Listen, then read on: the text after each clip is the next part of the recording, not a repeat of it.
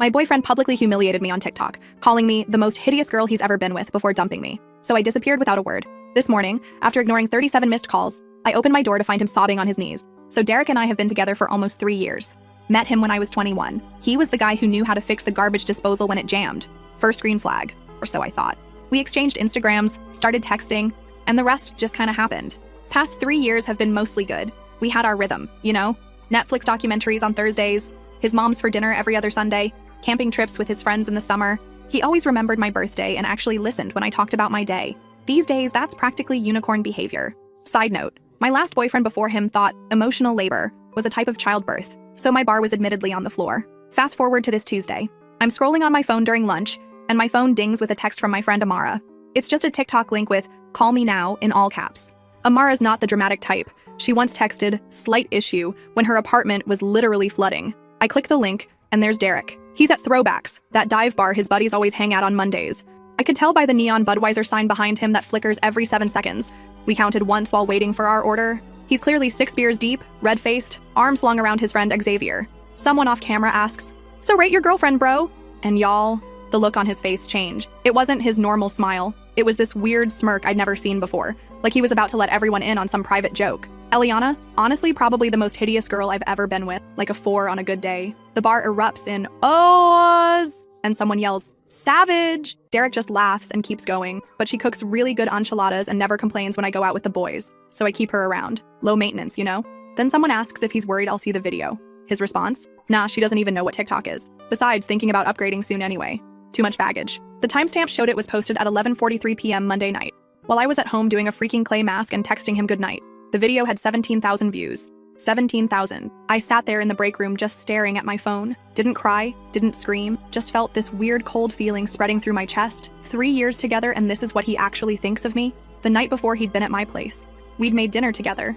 We'd talked about maybe moving in when my lease ends in August. He'd kissed me goodbye and said, "Love you, babe," like it was nothing. And apparently 12 hours later, I was the hideous girlfriend he was planning to dump. I texted Amara back, "Coming over after work, don't tell anyone." Then I muted all notifications, put my phone in my bag, and somehow made it through 3 more client appointments without completely breaking down. Autopilot is weird like that. After work, I didn't go home. Went straight to Target, bought a cheap duffel bag, filled it with essentials, toothbrush, deodorant, phone charger, couple t-shirts, spent $47.16. The receipt is still in my wallet for some reason. Drove to Amara's apartment complex at 6:13 p.m. Sat in the parking lot for 20 minutes just staring at nothing, playing that video over and over in my head. I keep thinking about all the times Derek told me I looked beautiful. When I dressed up for his company Christmas party. When I was sick with the flu last winter. 3 weeks ago when we were at the beach and I was so self-conscious about wearing a bikini. All lies? Or just things you say when you're with someone? Amara didn't ask questions when I showed up, just pointed to her couch, poured 2 glasses of the cheap rosé we drank in college, and said, "What's the plan?" That's when I decided, I'm not giving him the satisfaction of a breakup conversation. No tears, no begging, no dramatic confrontation he can tell his bros about later. I'm just going to disappear. We spent that night making a checklist. Block Derek on everything, phone, Instagram, Twitter. Change all my passwords. He knew most of them. Call out from work for the rest of the week. Tell only my mom where I really am. By midnight, Derek had texted 7 times. Normal stuff at first. "Hey, what do you want for dinner and you still coming over tonight?" By morning it was, "Where are you and why aren't you answering?" By afternoon he'd called 12 times. Not one mention of the TikTok. Not one apology. Nothing. I stayed at Amara's Wednesday and Thursday. Binged all of Love Island. Trash TV is surprisingly therapeutic when your life is imploding. Cried in the shower so Amara wouldn't hear. Ordered too much Uber Eats because neither of us felt like cooking. Friday morning, Amara went to my apartment to grab more of my clothes. Said Derek had clearly been there. Empty energy drink cans on the counter, his jacket thrown over my couch. He'd left a note taped to my door. "Call me, we need to talk." Still nothing about why we might need to talk. Like I'm supposed to just not know about the video. The TikTok mysteriously disappeared from his account on Thursday night. Too late though. It had already been screen recorded and was making rounds in our friend group. My phone was blowing up with, "Are you okay?" texts from people I haven't talked to in months. Weekend was a blur of ignoring calls from unknown numbers. Derek using his friends' phones once he realized I'd blocked him, and jumping every time someone knocked on Amara's door. Margaret from my old community college group chat sent me screenshots of Derek's Instagram stories. Vague posts about missing someone and biggest mistake of my life, with sad song lyrics. Classic damage control. Sunday night, 26 missed calls. Monday morning, 32. I finally went back to work on Monday. My manager hugged me when I walked in. Apparently the video had made it to her FYP too. Told me to take another day if I needed it. I said no, I needed normal. Needed to focus on something other than the dumpster fire that was my relationship. Derek showed up at the salon during my lunch break. I hid in the supply closet while my coworker told him I wasn't there. Heard his voice. That familiar low rumble I used to love, through the door. Sounded tired? Good. By Tuesday morning, exactly 1 week since I'd seen the video, the missed call count was at 37. His latest text just said, "Please." I needed to swing by my apartment for my mail, had a package that needed signature. Figured 8 a.m. was safe since Derek usually leaves for work at 7:30. I was wrong. I unlocked my door and there he was, sitting on my welcome mat, the one he gave me that says, "Home is where the Wi-Fi connects automatically." He looked up when he heard my keys. Y'all, the man was a wreck. Hadn't shaved, dark circles under his eyes, wearing the same Metallica shirt he'd had on in his Instagram story from 2 days ago. When he saw me, he literally crumpled. Not in a fake dramatic way, like his body physically gave out. On his knees, tears immediately streaming, saying my name over and over. I just stood there, keys still in hand, felt nothing, then everything, then nothing again. "Eliana, please, I'm so sorry. I don't know why I said those things. I was drunk, the guys were pressuring me. I never meant any of it, please just talk to me." I cut him off. "I saw what you really think of me. There's nothing to talk about." Stepped around him like he was a piece of furniture, got my mail, walked back to my car. He followed me to the parking lot, still crying, still begging. Got in my car, locked the doors, drove back to Amara's. He called 5 more times before I even made it across town. So that brings us to now. It's been exactly 8 days, 4 hours, and 22 minutes since I saw that video. Since I realized the person I trusted most in the world sees me as a convenient placeholder until something better comes along. I don't know what happens next. Part of me, a small stupid part, misses him. Misses the routine. Misses believing I was loved. I keep replaying his words from the video. Hideous. Upgrade. So casual. So cruel. 3 years together and that's what I'm worth? We'll update when there's more to tell. For now, I'm just taking it one day at a time. First update. Y'all remember me? The girl whose boyfriend of 3 years called her hideous on TikTok and then had the audacity to act shocked when she disappeared? Yeah, that's still me, unfortunately. First of all, thank you for all the support on my last post. It's been exactly 17 days since I saw that video, and 9 days since Derek showed up crying on my doorstep. Let me tell you, things have gotten weird. So after I left Derek in the parking lot that morning, Tuesday 8:43 a.m. according to my car's timestamp, I drove straight back to Amara's place in full zombie mode. The whole drive, my phone kept lighting up with calls. Derek had apparently moved on to using his mom's phone to reach me, which is a special kind of desperate. When I got back to Amara's, I just sat in her kitchen staring at the faded, live laugh tequila magnet on her fridge. I couldn't cry anymore. It was like my emotions had finally reached their data limit for the month. Amara came home from her shift around 2 p.m. and found me in the exact same position, still in my coat. She just sighed, handed me a White Claw from the fridge, lime, the superior flavor, and said something that actually made me think. She asked if I'd been noticing red flags with Derek all along, but had just been filtering them out. At first, I was defensive. Derek and I had a good relationship. He remembered my birthday. He watched The Bachelor with me even though he hated it. He never complained when my hair clogged the shower drain. The bar is literally in hell these days, and I thought he was clearing it with room to spare. But then, Amara started asking specific questions. Did Derek ever make jokes about my appearance before? Well, there was that time he said my favorite jeans made me look kind of wide, but in a cute way. And when I got highlights last summer, he asked if the salon meant to make them that brassy. And he did have a weird habit of pointing out celebrities he found attractive. Always the super thin, no makeup types who look nothing like me.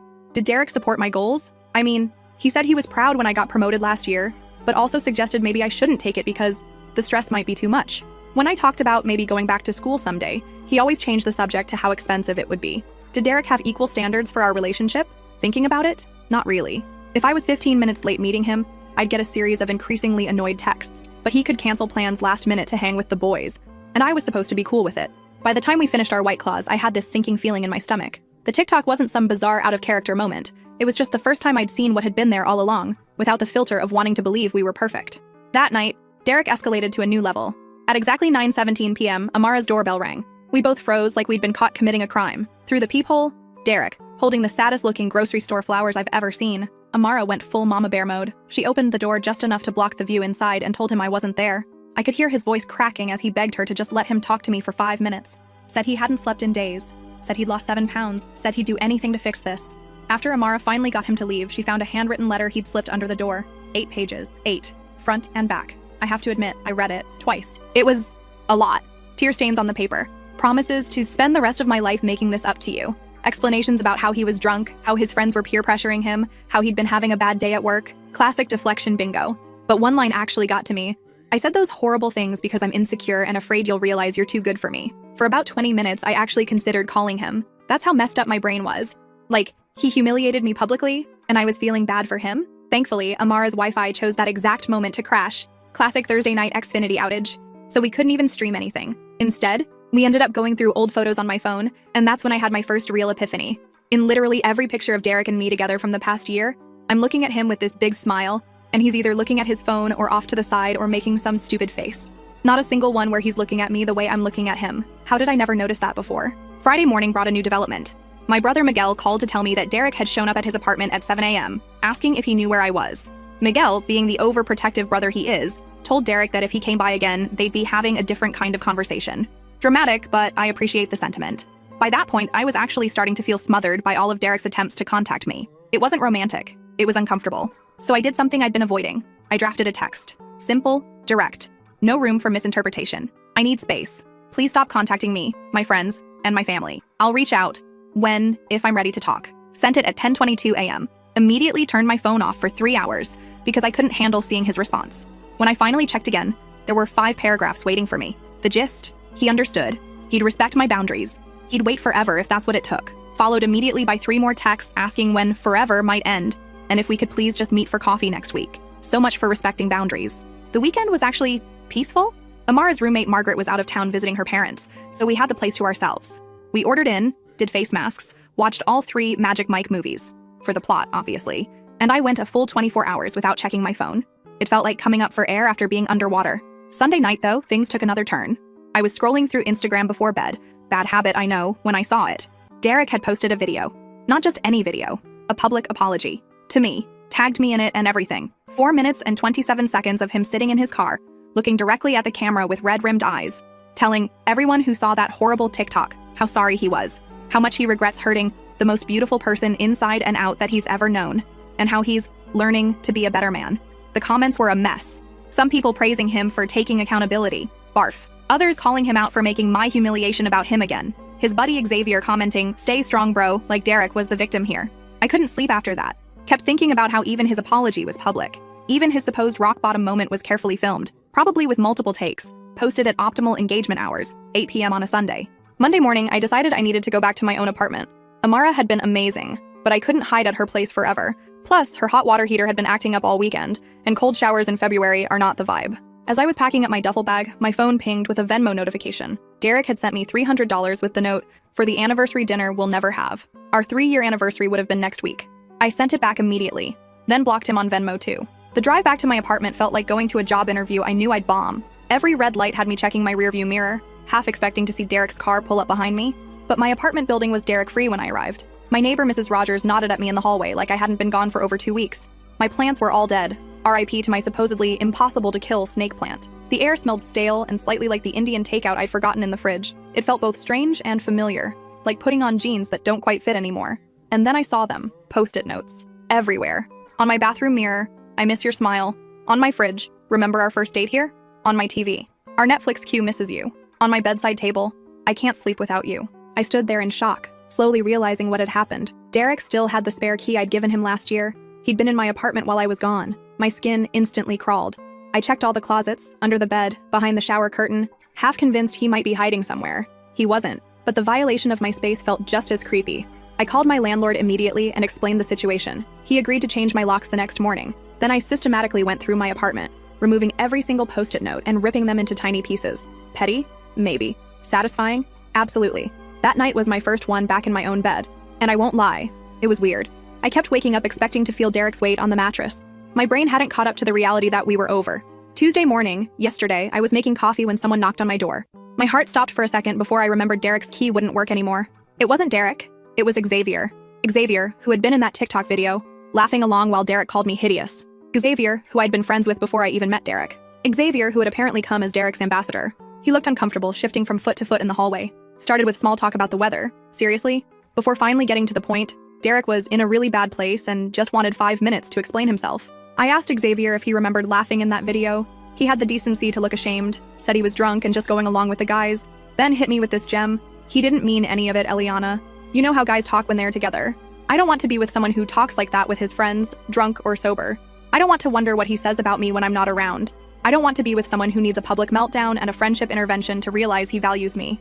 I thanked Xavier for coming by, told him I hoped Derek would feel better soon, and closed the door. Last night, I went through my phone and unfollowed Derek on every platform we were still connected on. Took down the photos of us from my apartment walls. Packed up the hoodie he always left at my place and the Xbox controller he used when he came over. Put them in a box in my closet. Not ready to return them yet, but not wanting to see them either. Then I ordered myself dinner from that place Derek always complained was too spicy. but that I secretly loved. Ate it while watching The Last of Us, which Derek refused to watch because he doesn't like zombie shows. Used the fancy bath bomb my mom got me for Christmas that I'd been saving for a special occasion. Around midnight, my phone lit up with a text from a number I didn't recognize. "It's Derek. Please don't block this number. I just need to know one thing. Did those 3 years mean anything to you? Because they were everything to me." I stared at those words for a long time. 3 years. 3 years of inside jokes and holiday dinners and lazy Sunday mornings. 3 years of building a life I thought we'd share forever. And also 3 years of small criticisms dressed as jokes. 3 years of walking on eggshells around his moods. 3 years of making myself smaller to make him comfortable. I didn't reply. Just added the number to my blocked list and turned off my phone. This morning, I woke up and did something I haven't done in 2.5 weeks. I made a plan for me. Not a reaction to Derek, not a hiding strategy, just a normal day for myself. But as I was heading out to grab coffee, I saw something that stopped me cold. Derek's profile picture on Instagram had changed to a photo of us. From last summer at his cousin's wedding, my head on his shoulder, both of us smiling. It shouldn't matter. It shouldn't affect me at all. But it did. We'll update again when there's more to tell. For now, I'm taking it day by day and remembering what my grandma always said. Sometimes the trash takes itself out. Second update. Y'all, I wasn't planning on updating so soon, but the past week has been a lot, and I need to process. It's been exactly 32 days since I saw that video. 1 month of rebuilding my life without someone who I thought was my future. And honestly, some days are better than others. The weirdest thing happened last Saturday. I was at Target, my emotional support store, don't judge, picking up some new sheets because I finally decided to get rid of the gray ones Derek always said brought out the blue in his eyes. Gag. I was debating between sage green and terracotta when I noticed a woman staring at me from the end of the aisle. At first, I thought maybe I had something on my face or toilet paper stuck to my shoe. Wouldn't be the first time. But then she walked over, looking super uncomfortable, and asked if I was the girl from Derek's TikTok. My stomach instantly knotted up.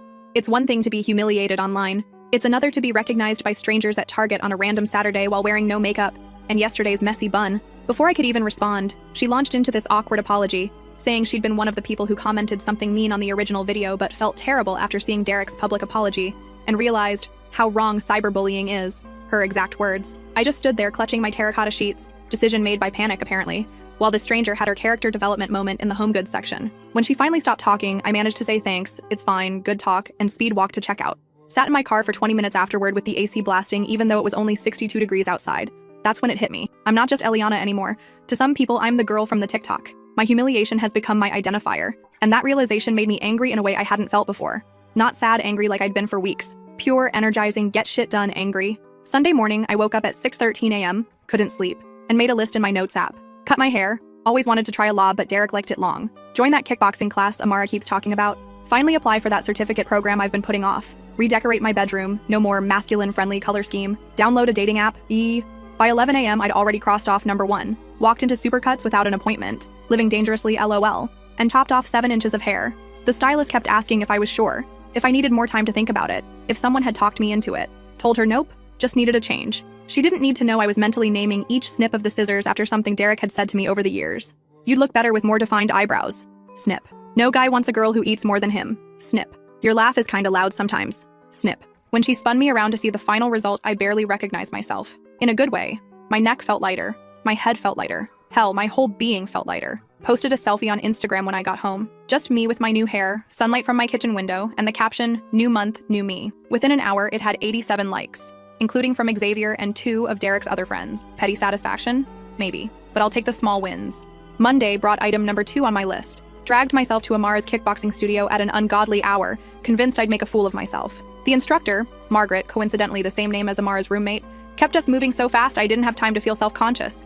By the end, I was drenched in sweat, and my arms felt like overcooked spaghetti, but also strangely powerful. Checked my phone after class to find 3 missed calls from unknown numbers, Derek's new burner phone tactic, and 1 text from Xavier asking if we could talk sometime. Left him on red, not ready for that conversation yet. Tuesday. I finally tackled item number 3 and applied for that digital marketing certificate I've been considering for ages. Derek always said it was a waste of money since I already have a stable job. Took me 43 minutes to fill out the application, another 20 to write the short personal statement, and about 3 seconds to hit submit before I could overthink it. Had a mini panic attack immediately after, wondering if I was making a huge mistake. Called my mom, who talked me down in her usual way. Half encouragement, half, "I don't understand why you're complicating your life, but I support you anyway." Wednesday was when things got intense. I was at the grocery store when my phone started blowing up with texts from Amara. "Call me now. Derek is on Instagram Live. He's talking about you. It's bad." I abandoned my cart in the middle of the cereal aisle, sorry, underpaid grocery store workers, and ran to my car to watch the train wreck. Sure enough, there was Derek, clearly drunk at 2 p.m. on a Wednesday. red-faced and slurring, talking directly to the camera about how he'd lost the love of his life and didn't know how to go on. The comments were rolling in fast, mostly people telling him to get help or turn off the live, but he just kept going, reading some comments aloud and ignoring others. Then he said something that made my blood freeze. "I know she's watching this. Eliana, I'm coming over tonight. We need to talk this out.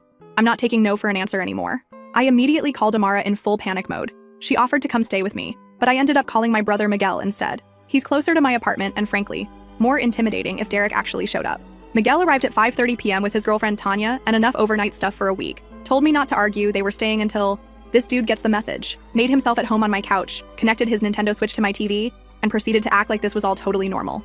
By 8 p.m., I'd almost convinced myself Derek's threat was just drunk talk. By 9 p.m., I was starting to relax. By 9:47 p.m., the doorbell rang. Miguel answered while Tanya and I stood back. I could hear Derek's voice, slurred and emotional, demanding to see me. Miguel's responses were low and calm.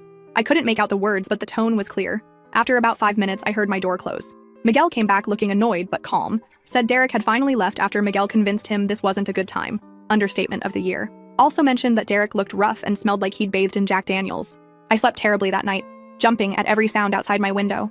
Kept thinking about how different things were just 5 weeks ago, when I still believed Derek was the one, when I still thought I knew him. Thursday morning, I woke up to a text from a number I didn't recognize. "This is Derek's mom. I'm worried about him and don't know what to do. He won't eat, barely sleeps, lost his job yesterday for showing up drunk. I know you don't owe him anything, but please call me." Talk about emotional manipulation. She'd always done this. Treated Derek like he couldn't possibly handle consequences, swooping in to fix everything. One of many red flags I'd ignored. I showed the text to Miguel, who advised ignoring it. But something about it bothered me all day. Not guilt exactly, but a nagging feeling that this situation was spiraling beyond what I'd intended.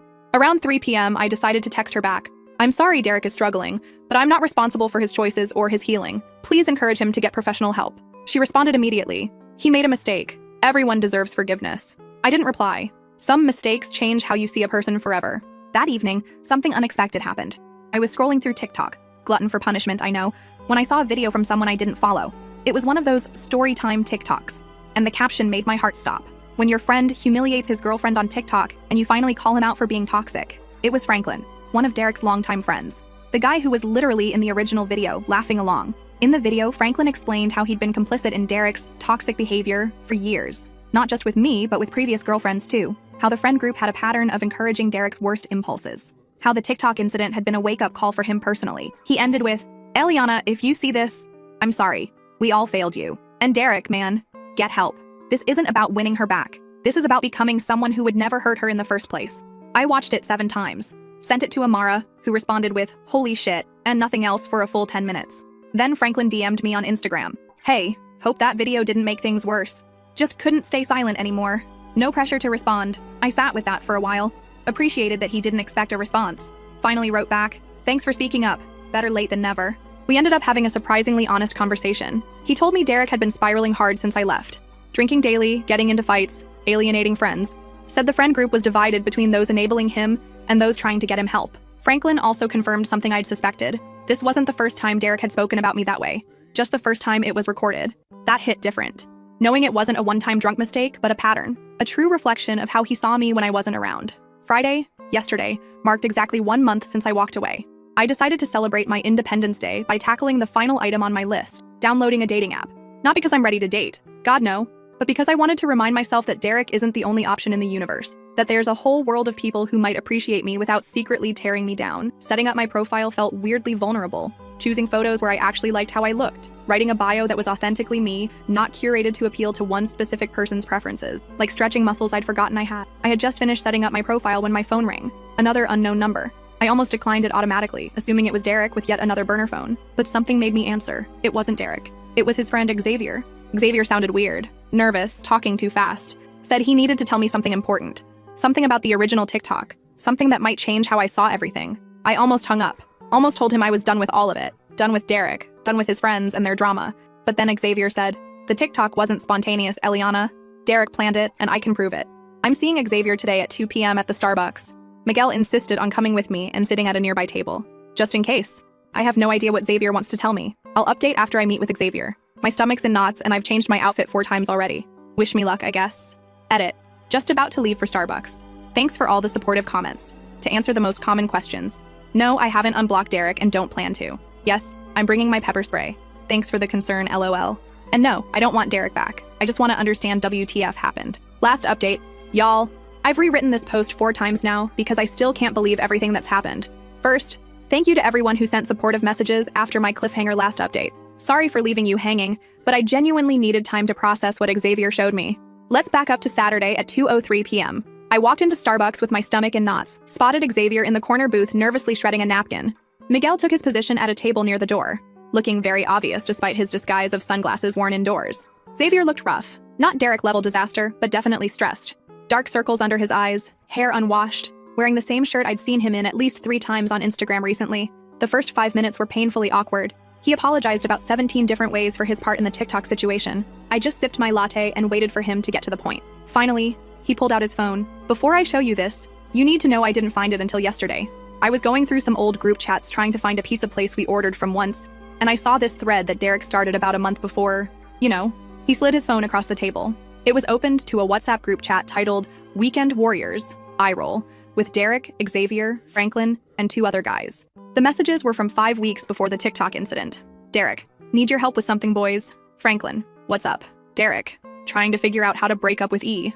Xavier, whoa, for real? Thought you guys were looking at places together? Derek, yeah, that's the problem, she's getting too serious. Plus, I met someone at the gym. I felt my face getting hot as I scrolled. Derek went on to explain that he'd been talking to, his words, a girl named Adriana for almost 3 months.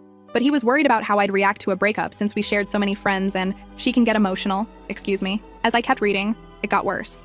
Derek was literally asking his friends for advice on how to make me break up with him so he could look like the good guy. Their suggestions ranged from gradually becoming more distant to picking fights over nothing to, and this is what made me nearly drop the phone, just be an asshole on social media so she sees it and dumps you. The last message in the thread was from Derek. TikTok might be the move. She never checks it anyway. I looked up at Xavier, who couldn't meet my eyes. Why show me this now? I asked. He explained that after our last conversation, he'd been feeling increasingly guilty about his part in everything. Said he'd assumed the TikTok was just drunk stupidity, not a calculated move. Didn't know about Adriana until he found these messages. Derek's been lying to everyone, Xavier said, telling us how heartbroken he is, how he made the biggest mistake of his life. Meanwhile, he's still texting Adriana. I saw them together at Chipotle yesterday. It was like the final puzzle piece clicking into place.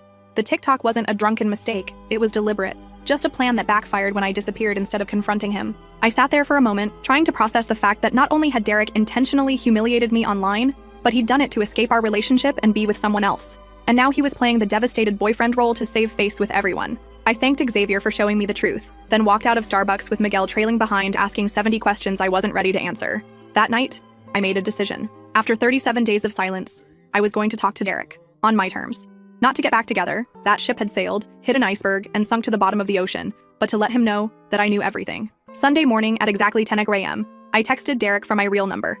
We need to talk, today, 2 p.m., Java Hut on Main, don't be late. He responded within 12 seconds. I'll be there. Thank you, Eliana, I love you. Spoiler alert, he does not in fact love me. I spent the next 3 hours oscillating between absolute certainty and complete panic. Changed my outfit 4 times. Practiced what I wanted to say in the mirror like I was preparing for a job interview. Called Amara twice to talk me off the ledge. Arrived at Java Hut 20 minutes early to secure the corner table with my back to the wall. Tactical positioning. Ordered a chai latte I had zero intention of actually drinking. Derek walked in at 1:58 p.m., scanning the cafe until he spotted me. He looked better than I expected. Showered, shaved, wearing the blue button down I'd given him. For a split second, my heart did that familiar flip it always did when I saw him. Then I remembered the WhatsApp messages. He reached for a hug, which I avoided by gesturing to the chair across from me. His face fell, but he sat down, launched immediately into what sounded like a rehearsed speech about how sorry he was, how much he missed me, how the past month had been the worst of his life. I let him talk for exactly 2 minutes. Then I placed my phone screen up between us, open to the screenshots Xavier had sent me of the group chat. So, who's Adriana? I asked. The look on his face, y'all. It was like watching someone get hit with a taser. His mouth opened and closed like a fish gasping for air. Xavier shouldn't have. Just tell me the truth, Derek, for once. The next 20 minutes were illuminating. Once he realized he was caught, the apologies stopped, and the excuses started. Adriana was just a friend at first. Sure, Jan. He'd been confused about our relationship for months. He thought 3 years was too long to be with one person in your 20s. The TikTok was stupid, but he never thought I'd see it. I panicked when you disappeared, he admitted. I realized I'd made a huge mistake. Adriana wasn't worth losing you over. That's when it clicked. He wasn't devastated about hurting me. He was devastated about looking like the bad guy, about losing control of the narrative, about everyone knowing what he'd done. I took a sip of my cold chai and said the words I'd been practicing all morning. I'm not here to get back together, Derek. I'm here to tell you that I know everything, and I'm done. Don't contact me, my friends, or my family again. We're over. His eyes welled up with tears that I'm now 99% sure were performative. But I love you, he said. We can fix this. I'll do anything. If you loved me, you wouldn't have spent 3 months planning how to humiliate me so you could be with someone else. I stood up, gathering my purse and jacket. That's when he played his final card, one I wasn't expecting. I broke the lease on my apartment, he blurted out. I've been staying with my mom. I thought we'd be moving in together next month like we planned. For a brief, insane moment, I felt guilty. Like I was the one ruining his life. Then I remembered the cold calculation of those messages, planning exactly how to break my heart in the most public way possible. You should call Adriana, I said. I'm sure she has room at her place. And then I walked out. No dramatic exit, no scene, just done. He texted 17 times in the next 2 hours, switching from apologetic to angry to desperate and back again. I didn't reply to any of them, just took screenshots and sent them to Amara with the caption, "The audacity continues." Around noon, my phone lit up with a text from an unknown number. My first thought was, here we go again, but it wasn't Derek. It was Adriana. Hi, Eliana. You don't know me, but I think we need to talk. Derek's been telling me one story and apparently telling you another. We met for coffee that afternoon. I've consumed enough caffeine this week to power a small city. Turns out, Adriana had no idea Derek had a girlfriend until 2 weeks ago, when she saw his public apology TikTok. He'd told her he was single, had been for months, and was dealing with a crazy ex who couldn't let go. Sound familiar? The craziest part? She's actually nice. We ended up talking for 3 hours, comparing notes on Derek's lies. She showed me texts where he was telling her he loved her. The same day he was leaving sobbing voicemails on my phone. By the end of our conversation, we were following each other on Instagram and had made tentative plans to check out a new wine bar that's opening next month. Trust issues, solidarity, I guess. That night, I finally did something I'd been putting off. I unblocked Derek on Instagram, just temporarily, and went to his profile. His story from 3 hours earlier was a black screen with the song Glimpse of Us playing, Joji's sad boy anthem, so on brand, and the text, "Sometimes you don't know what you have until it's gone." His profile picture was still us from last summer. His most recent post? A throwback photo of us from our 2nd anniversary with the caption, "I'd give anything to go back." Meanwhile, Adriana had sent me screenshots of him texting her that same day, asking if she wanted to hang out later.